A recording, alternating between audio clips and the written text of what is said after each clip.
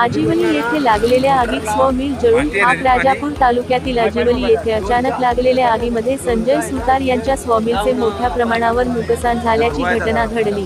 सोमवारी दुपारी 12:30च्या दरम्यान ही आग लागल्याची माहिती समोर आली आहे।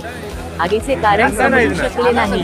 तालुक्यातील आजिवली येथील खर्चादेवीवाडी येथे संजय सुतार यांची स्वमिल असून सोमवारी दुपारी 12:30च्या दरम्यान लागलेल्या आगीत प्रचंड नुकसान झाले आहे। ही आग नक्की कशामुळे लागली त्याचे निश्चित कारण समजू शकले नाही, मात्र शॉर्ट सर्किटने आग लागली असावी असे अंदाज वर्तविले जात होते।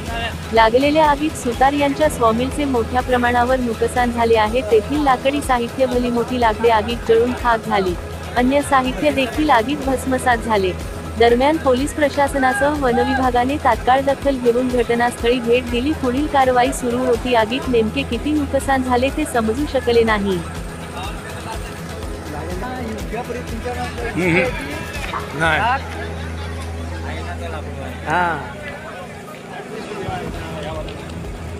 होय